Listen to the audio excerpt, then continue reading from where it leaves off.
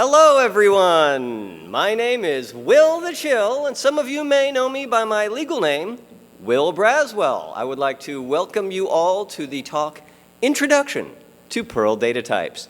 Some of you may have actually become familiar with this content and talk from last year's virtual conference. That's right. We're giving essentially the same information that was available on the online talk, but it's pretty in-depth stuff. So if you've already seen it once, I dare you to actually remember all of the technical details. The one great thing about this is that you've got me in person. Yay! And the other awesome thing is that perhaps most importantly, at least I think for any Perl-related talk and probably any technical talk at all, is that I have also gotten fully updated memes for 2022. Yes, that's, to me was the most critically important. Me and Johnny, to us, it was the most critically important part of the entire situation. So these are just some data type terms y'all may already be familiar with. If not, we'll get into it. Dep's not a type, I guess. He's a person. Okay, so why data types? Sorry for the high contrast on this screen, but this is why data type. Well, the Perl interpreter doesn't really want you to use data types. At least it's not like promoting it to you explicitly. If you tried to use data types, you may feel like you're getting smacked on stage in front of everyone. And if anyone tries to run up here, I am a second-degree black belt. Look it up. It's true. Readability is one good reason, because if you're writing your code and then you come back to read your own code later, or gosh forbid someone else has to read your own crazy code at a later time, well, the data types are going to make it a lot easier. Just, if you don't believe me, try it, okay? It's going to describe your own code to you better. Maintainability, a similar idea, but if something has gone wrong or later on becomes not compatible with somebody else's system perhaps, then again these data types are going to help you kind of track down where the data mismatches are. That could be one of the things that comes up in maintainability. Correctness of code. Wow, gosh, I would sure love it if my code was correct, wouldn't you? And that's very hard to do, especially if you don't have something like data types, because code correctness can, in many ways, be detected by advanced compilers and so forth. Maybe not the correctness of your algorithm, but at least the correctness of your code. And that can be accomplished.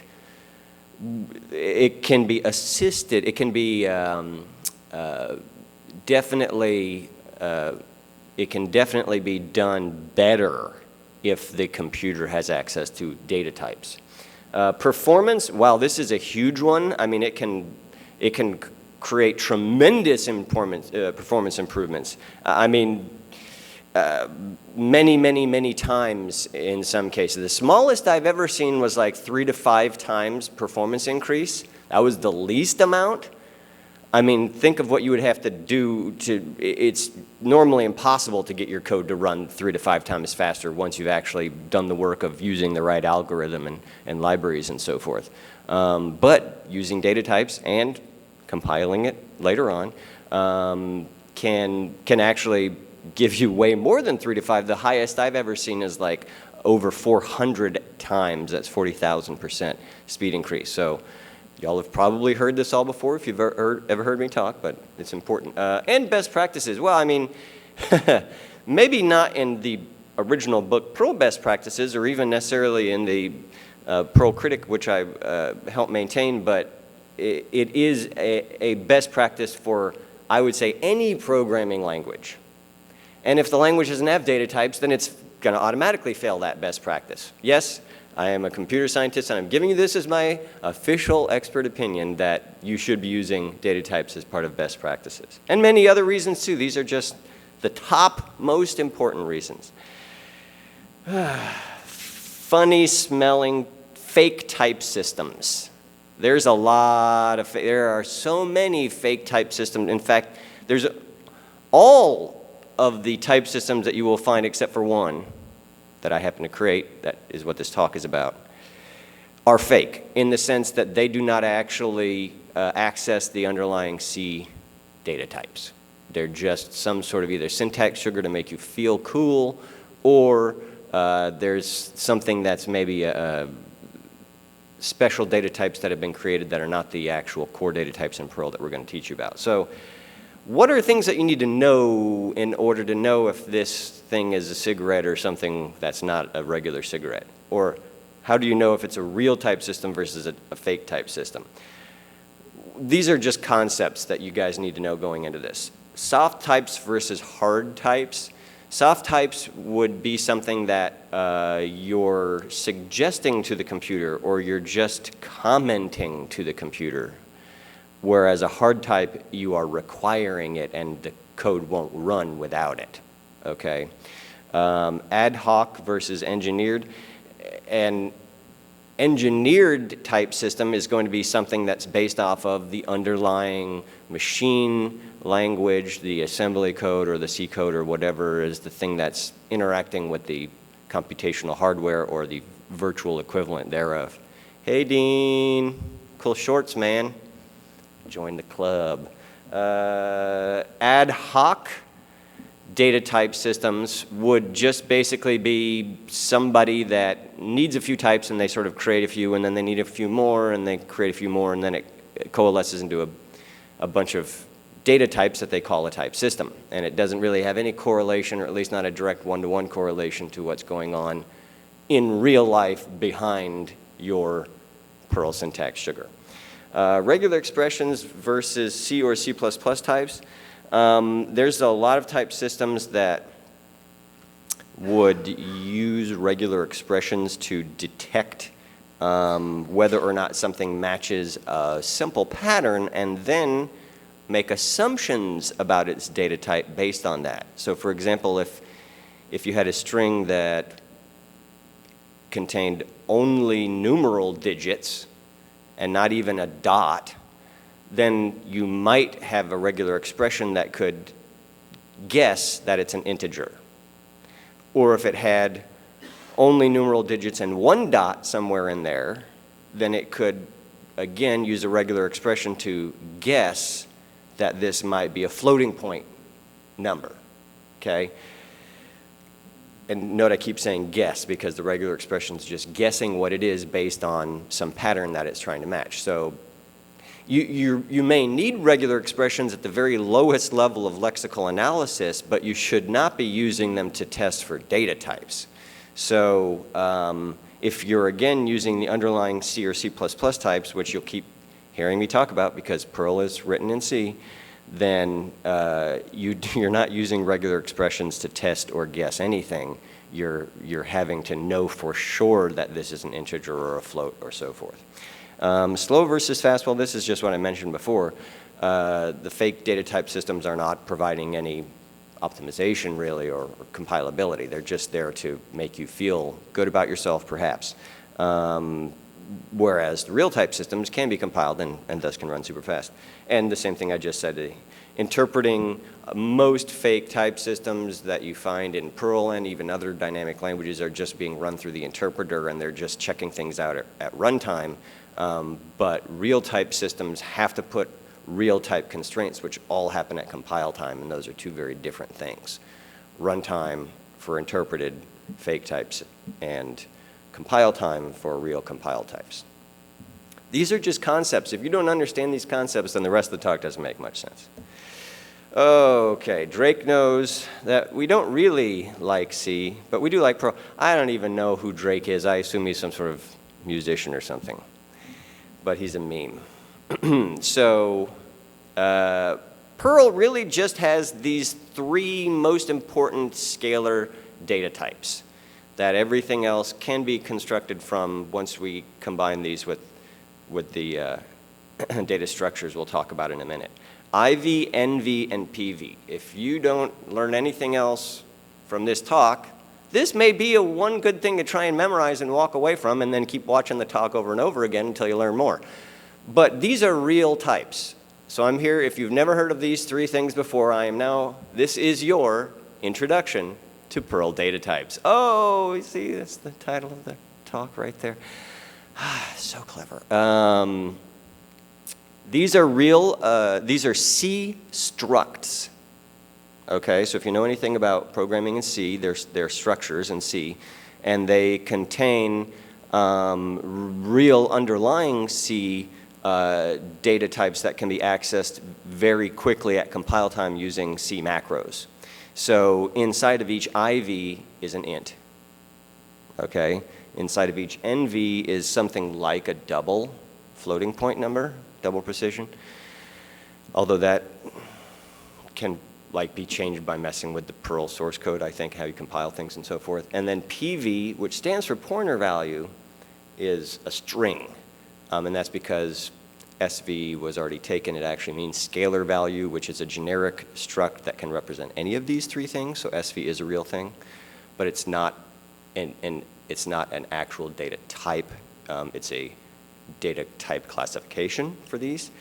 So thus the programmers that originally wrote the Perl interpreter source code, St. Larry, Wall, and the others, could not use SV for string value. So again, in C, the way that you store a string is you have a pointer to a character, and then that pointer keeps pointing on and on and on until you reach the end of your string, which has like a null character or some other way that you delineate the end of a string. And see, there are different ways. But basically, it stores a string, and it's a char star. So again, if you know anything about C programming, you've got an int, a double, and a char star, IV, NV, PV. And you can directly access those three and convert them back and forth with impunity, essentially. You lose some of the magic information if you just take the int out and put it back into a new IV, because these structs contain a bunch of crazy stuff that's well beyond, what a normal int would contain. But the important thing is that the int is in there, or the double or the char star is in there, and you can directly access it. And you can access it again by using C macros. C98 is the language, but C macros are what much of it is actually written in for speed, and thus it all happens at compile time, because really pre-compile time, because macros are sort of a separate language that happens before the C compiler itself really runs. So it's super duper fast because it's pre-compile time. So now, remember, IV, NV, PV. This is what you would see if you were looking at Perl code. I'm just trying to kind of give you an idea of what these relate to. So there is no BV for Boolean value. I guess the programmers of the Perl interpreter didn't really think that we needed a Boolean data type. But since there is bool in C, I went ahead and tapped into that and created that.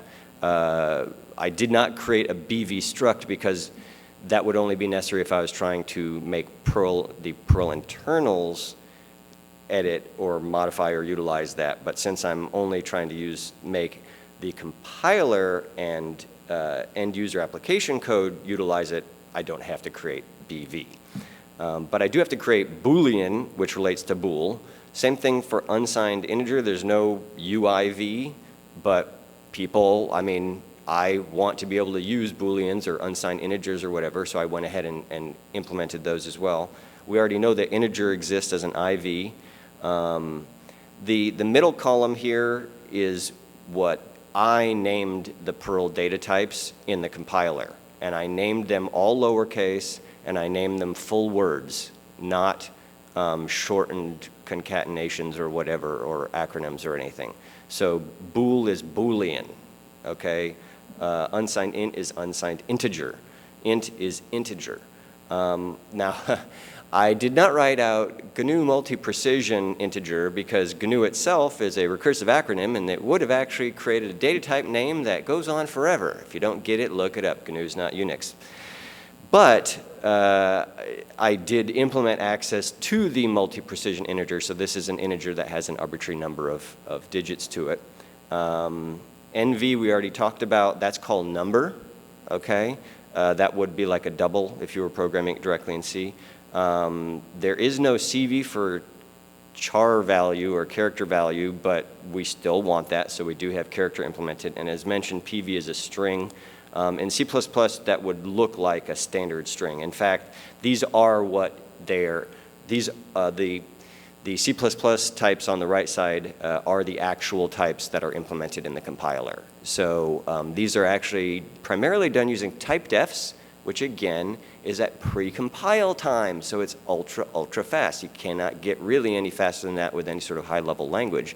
So if you're type-defing Boolean to become bool, then it's going to be bool before it even hits the C compiler, and thus you get 100% of the performance benefits of a real bool because that's what it is. We're just calling it Boolean so that we can have more descriptive code in Perl. Okay, this code is a little small, but these are real code examples. So if you were writing Perl code today and you wanted to compile your code using the Perl compiler, and you thus were going to utilize Perl data types, then this is real code. You could copy and paste it and it would compile. It might do a lot because it's just sort of simple example code, but it's real. So you can see, let me see if my pointer works. Yeah, I guess it does. If you wanted to create constants, the compiler does allow that, only of certain data types, but number and string are both supported. So you can see you're actually typing out the word number and the word string, which directly correlates to number and string right there, as previously mentioned. There is a void data type that's important, especially for return types, because you do need to tell the compiler the return types for your subroutines as well. Those are the same data types that we're talking about. Void is the same thing as C or C++. It just means that there's no return type. There's nothing. More numbers there, another number there, numbers, and you can, all the way down at the bottom, user-defined data types, also known as classes, go in the same slot. By the way, if you're, sorry, if you're not familiar with the fact that the Perl interpreter already allows you to provide data types, then refer back to my previous slide about fake types versus real types, because you can go onto CPAN and get a whole bunch of fake type systems and do all this stuff that I'm showing you. It just won't actually help you or compile or anything. But essentially, your type name goes in between the word my and the name of your variable. So right now, we are limited by some of the old Perl versions that only let you put data types in between, in front of scalars, but that may change later on. So right now you're going to see everything has a $sign, and thus all of the arrays and hashes are by value, which we'll get to in a minute. But yeah, basically this is, you can see that if we were calling a method that is returning a number, then when we initiate or instantiate a new variable, we tell it that number as well. And that number right there, data type called number, will be checked against the return value of this method in this case. And if they don't match, if that method returns something other than a number or a type that can be directly cast into a number, like an integer, then it will give a compile time error and it won't compile because that's wrong. Code correctness, that was one of our points. Okay, I guess Elon is feeling that thing from before, because here he is laughing because they told him to use C data. Yeah, and you know, you will actually get that. Some very well-meaning and very smart Perl people, if you push them and say, well, you know, how am I going to really make my code run faster? Well, then eventually you might dig down to an answer along the lines of you're going to have to use C data types. You're going to have to write access code or some other thing that's using C. To which I have this general reaction, because if I wanted to use C data types, I would just write C code. So we thankfully have all those C data types now available in Perl that we talked about a minute ago, and we have data structures. So I already mentioned SV. It's a scalar value. It stands for IV, NV, or PV. It can hold any of those three. We also have AV, HV, and RV. So arrays and hashes, everybody knows, is like the @ sign and the % sign. And then RV is when you take a reference to a scalar array or hash. Generally, you certainly can take a reference to a scalar. There's not a whole lot of reason to do that I know of, but you can. Usually when you're taking something, taking reference of something, it's an array or a hash.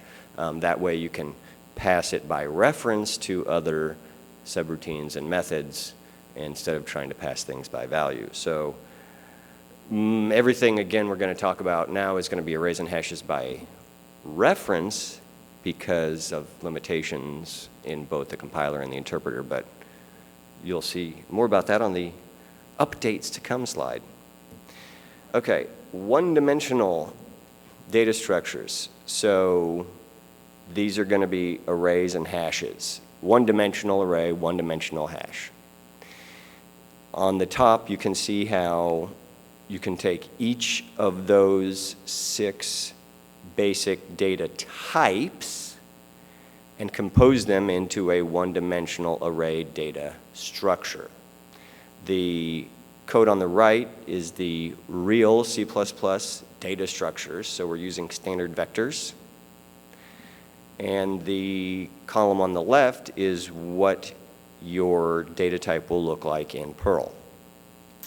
Now, I will give a caveat, which is that this is all still being developed, and on the left-hand column I have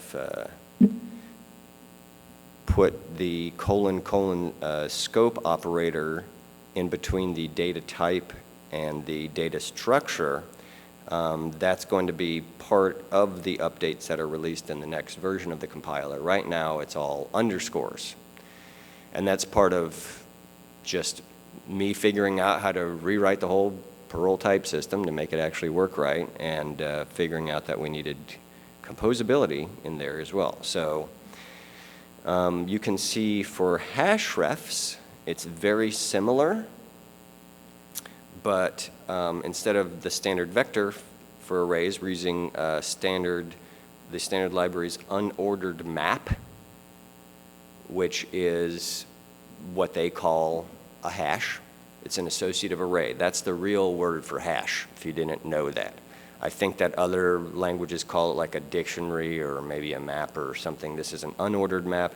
I think there's like ordered map and unordered map in the standard library for C++, but we're using the unordered map because in Perl, hashes are unordered. They're stored according to some hashing function that's relatively randomized, and we don't have any real knowledge of what that's doing unless you're a Perl systems programmer that's trying to access and edit that hashing function directly. Most people would not do that. The other thing that's interesting to note is that you do have to specify standard string as the key type in all of these unordered maps. Now, you may be thinking to yourself, well, in Perl, a hash key could be like an integer or something other than a string. Okay, that's true, but I guess I should have led off with one of the principles of programming optimized code, which is that you generally can find one way that's best or fastest or serves your purposes well enough to start with. And in Perl, most people use strings most of the time for hash references, and thus that's what we're using right now.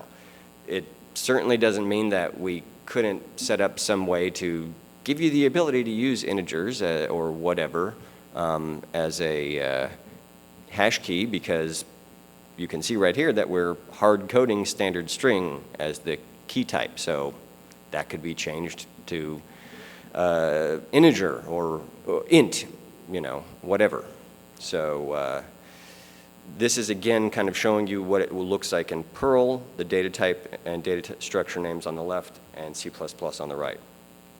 So here's some actual code examples like we were looking at before, but now it's not just data type examples, it's data structure examples. Again, one-dimensional data structures. So just an array of numbers or strings or whatever data type.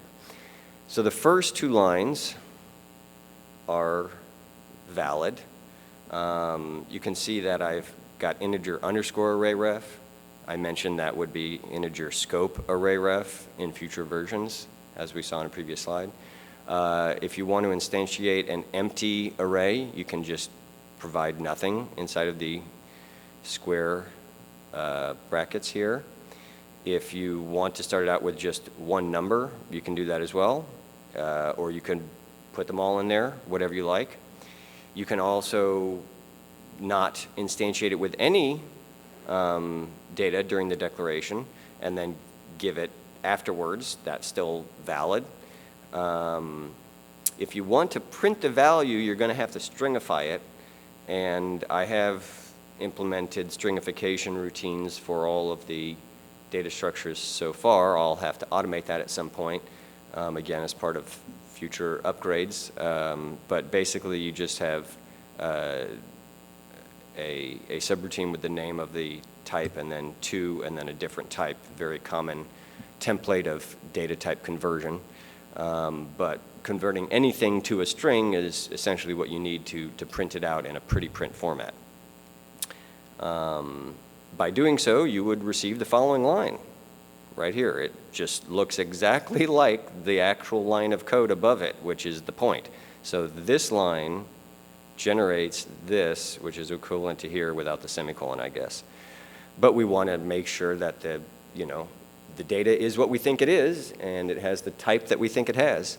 By the way, in the integer array ref to string type conversion or stringification subroutine, it's going to check if all your data is actually correct. And if it's not, again, it's going to give a compile time error. We can see some more examples below. These three lines right here are correct. These three lines are not and would give compile time errors. So you can see an integer array ref can only contain integers. A number array ref can contain integers and floating point numbers because it casts directly in C.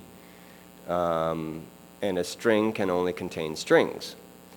So if I tried to put a floating point number into an integer array ref, that would give a compile time error because of a double cannot fit in an int. If I tried to put a string in a number or an integer array ref, that would also fail. And likewise, putting a numeric type inside of a string array ref. All of those would just be compile time errors. So I'm just trying to show you examples of what not to do, as well as what you can do. Other things that we're working on. So I'm going to talk about a few different things here. First of all, Perl 7, when is that coming out? Am I right? Ooh. Yeah, I don't know. I hope sometime soon. I don't know, did they announce it's going to be released today? I don't know, I didn't hear anything yet. But it could be, maybe later tonight. I don't know. One can only hope. Meanwhile, while we're waiting for Perl 7, obviously everything else in the world continues to move forward. And these are some of the things that we're going to be working on for the next version of the Perl compiler. So remember we had talked about arrays and hashes by reference versus arrays and hashes by value. So basically, we would still need to have some way to tell the compiler that an At foo is, we already know it's an array because it has the at. But first of all, we don't know how many dimensions that array has. And secondly, we don't know what kind of data that array contains. So we would still need a way to tell the compiler that using data types. And then passing the actual data around by value would also give you different behavior of the code itself. If you pass an array by reference and then you make changes, it makes changes back in the original. If you pass it by value and make changes, then you don't get those changes returned unless you return the whole thing back by value again. So these are not just cosmetic things, these are actual functional changes to the way that the compiler would work. Composable data structures. So you remember I mentioned underscores versus scope operator inside the names of the data types and data structures. So essentially the first piece would be the data type, integer, Boolean, unsigned integer, string, and so forth. Then you would have a scope, which is 2 colons, and then you would have any number of data structures and more scopes. So you could have integer, colon, arrayref, colon, or scope, hashref, scope, hashref, scope, arrayref, as many as you want onto infinity, and each time you add another one, it's another dimension being added to your data structure. So 3-dimensional data structures would use that same exact concept. Here we're talking about multi-dimensional data structures. It would be integer, arrayref, arrayref, arrayref. That would be a 3-dimensional structure of integers that you could use for maybe modeling something that had points in space or whatever, 3-dimensional matrix of any kind for whatever reason. And it would be compiled as a 3-dimensional matrix, and it would be stored in memory in whatever sort of row major contiguous form that the C compiler does, so that when you're accessing that 3-dimensional data structure, it's in memory and it's super fast and it's all right where you need it at runtime because it was all created correctly at compile time. C++ templates. Whew, this is a complicated one. We do use C++ templates for 1 or 2 extremely simple things, but using them to create arbitrary, or some might say differently, perhaps more correctly, arbitrary combinations of data types and data structures. That's where the templates will help, I believe, tremendously. It's completely experimental. I'm just now working on it. But basically, it would allow sort of the compiler developers, so myself and the other Perl compiler developers, to write once but compile many times. So essentially create a template for, let's say, a 2-dimensional data structure, but it could have any data type associated with it, and that again would all be happening at pre-compile time, because C++ templates are a pre-compile time functionality, similar to macros or type defs or pound defines. So we want to have as much functionality as possible happening at pre-compile time as possible, because that's the fastest possible time. And when I say fastest possible time, I mean things that happen at compile time in general are going to be the fastest possible execution at runtime, which is what I care about in terms of runtime speed and performance. Anything that you cannot have happen at pre-compile time, like C++ templates, then you want to have as much of the remaining stuff happen at compile time, which is most of what we've been talking about here. And then whatever is left over, you want to have the smallest possible amount of stuff happening at runtime, because that's going to be the slowest possible time. You're trying to figure out how to do something while you're trying to do it. Think about doing that in any area of your life. Okay, you want to try and learn how to fly a plane while you're flying a plane? Do you want to learn how to do anything while you're doing that thing? Probably not. So try and do it at compile time and really try and do it like C++ templates at pre-compile time. Generic reference and dereference, this is related to arrays and hashes by value. Basically being able to just take referencing and dereferencing of any data type at all or any data structure at all with free reign to essentially do what you can already do in Perl and mostly in C, which is get yourself into a huge mess of trouble by using a whole bunch of references, and you can create bad spaghetti code by doing that, and I'm not trying to promote that concept, which is why I haven't done it yet, but the issue being that there are situations where you need that because it's actually a specific type of behavior. So that was similar to, again, the arrays and hashes by value. You can do most of what you need to do without it, but you're going to eventually end up with a situation where you're like, well, I really do need to pass that thing by value, not by reference, so it doesn't do what I want it to do. It doesn't do what it should do. And that's has not been implemented yet. I have stubs for that, but it does not actually do all of its functionality. Scalar data types, we do need to create a scalar data type. The annoying thing is that the scalar keyword is already taken in the Perl interpreter. This is, although it kind of means the same thing, but it's an operator instead of a data type, which is doubly annoying. So, I don't know, we may be able to overload that somehow, but basically it's the scalar operator takes a non-scalar and somehow returns what it believes a scalar version of that should be. For arrays, it's the number of items in the array, and thus it is commonly used simply to get the length of an array. But really, what it should be doing is creating a new scalar data type, which you may recall does already exist, but it's actually not a data type. That's a misnomer. It's either a data structure or what you could consider it to be a grouping of data types, because SV can hold IV, NV, or PV. So SVs already exist. They're a real thing. They're essentially a struct that can just hold one of those other types of 3 structs. But we do need it as an actual data type. The name of a data type in Perl, it may actually have to be called scalar type or something because of, again, the keyword scalar is already taken. But essentially, if you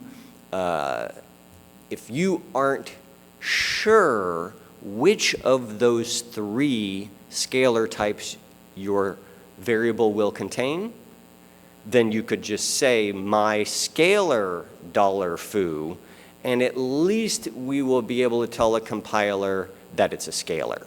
In other words, it's not an array or a hash or some other user-defined data type or a class or something. If we at least know that it's a scalar, then we can at least use an SV or a compiled equivalent of that, and it will still be much, much faster and save a ton of memory, because scalars are far simpler than non-scalars in every case. So we definitely need a scalar data type at some point. I will be adding that. I already have that. It just doesn't do anything, but you can use it now. It's just kind of like one of those fake type systems. It's just a placeholder. It doesn't do anything at compile time right now. We may or may not add something like an unknown or an auto data type.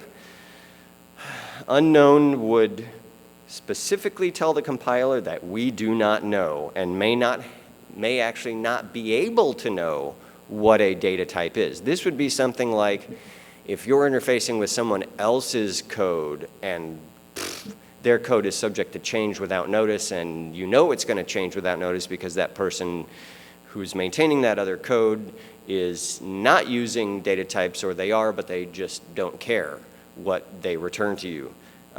So if you told the compiler that, then at the very least, we could maybe put in some safeguards to protect other parts of the code from having, some sort of unknown data corruption or contamination of some kind. I'm speculating because I haven't written these parts of the compiler yet. So if you think you know better than I do, come on up and tell me afterwards, because I'm going to sign you up to help. Auto data type. Now this is going back to soft versus hard types. And there is a concept that's in other non-Perl languages that is sometimes called progressive data types, or stuff that's in the dynamic data type general classification. And essentially what we're trying to tell the compiler is to infer what the data type is based on what I'm putting in it. So it's often possible for your compiler to track a variable and make sure that it's never getting assigned anything of an unknown data type. And if that's true, then you can further make sure that it's never getting assigned anything more than one incompatible data type. And if that's also true, then you can assign the most generic of the assigned data types. So if you have a $food that's getting only integers, then you can assign integer to it. If you're getting a $food that's getting integers and floating points assigned to it, you would need to make it a float, because float can store both. If you're having a variable that's getting integers, numbers, and strings assigned to it, I'm making you all think for just a moment, it would have to infer that as a scalar data type, because scalar would be the only type that could store all three. So those would be inferred type inference using automatic, an auto or automatic data type. And C does a little bit of that as well, and sort of some of the newer versions. So it's not unprecedented, and it's just not very helpful to do that. It's kind of like telling the compiler, I'm too lazy to even care about the data types in my own code. I'm gonna type the word auto or automatic when I could have just as easily typed the word integer, but I didn't. Why would you do that? Laziness, you know, they say that laziness, impatience, and hubris are supposedly good things, virtues for programmers. I would say that was sarcasm, and really they're vices, and it was just a redefinition of those three words that St. Larry was giving as a joke. And that laziness, if you care about all those things, code correctness and maintainability, readability, performance, and best practices, all the things we talked about in the beginning, you would not use auto or automatic, even if you had the ability to do so. You would use your own brain to write your own code and tell that code what types you're using. So we'll probably still add it for those that want it, but we'll probably have it emit an error, oh, not an error, sorry, that's wrong. We'll probably have it emit a warning, or at least a comment or something that says, hey, you're not going to get the best performance by doing this. Because if it cannot infer exactly the correct data type, it may have to just use a scalar when it could have used something faster, for example. Oh. Does anybody know what Wordle is? Because I don't know, I've heard of it. I'm just like to make fun of things in memes. But here's the guy with his Wordle score, but really it's all about data types. You can see that these are just some examples I threw in at the end here. If we had a few extra minutes, which we have like 3 extra minutes, so I might as well mention, if we did have arrays by value, well, this is the way that you can do it right now.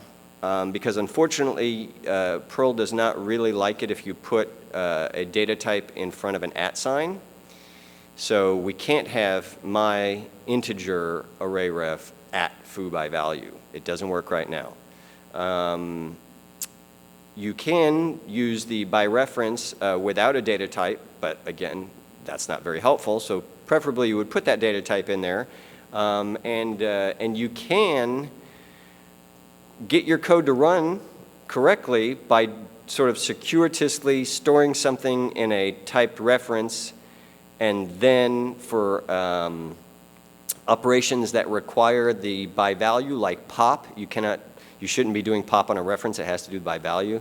You can just dereference it there with the curly braces, or you can just store the reference dereferenced, again by dereferencing it with the curly braces. These are workarounds. They are not meant to be permanent solutions. I'm just showing you sort of the current state of where we're at. But I already said we're going towards having full support for arrays by value. It's hard. I mean, again, if you think it's easy, come help.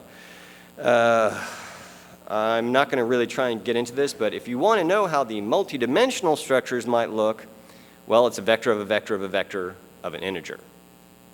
Remember, I mentioned integer, array, ref, array, ref, array, ref. I actually said that, I think, a minute ago, or something very close to that. It's a three-dimensional integer matrix. And this is exactly how it would be implemented, how it is implemented currently in C++. Oh, okay, smart coders look at data types. Slow code doesn't like them. This is not an endorsement for infidelity. So please do not interpret it in that way. This is an endorsement for getting away from your slow code and going to this girl in the going towards data types. You should check out these websites if you care about anything you heard about here. rperl.org, perlcommunity.org, my Patreon, patreon.com/rperl. You can check out the rperl compiler on MetaCPAN. It's all open source under the terms of Perl itself. And please use Docker to run it, because if you don't, you're going to be in for a world of dependency-related pain. And I will probably not want to help you because I already created the Docker so that I would not have to help you fix the dependency system on your operating system. Okay. Also, we'll be doing live Perl Town Hall tonight, tomorrow night, and the next night. This is our regular Perl-related web TV show. I'm a talk show host, and we're actually going to have an open panel, which we have been doing for the last several Perl conferences. So you can log in and tell us what your favorite talks are and so forth. Thank you. Enjoy Perl data types.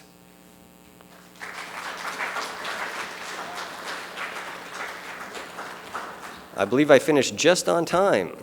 If anybody wants me to stay around for another minute or two, we might be able to ask questions. But if not, you can catch me afterwards. So any burning questions from anyone about data types right now? Okay, great. I'm going to disconnect. Thank you again, everyone. Whee!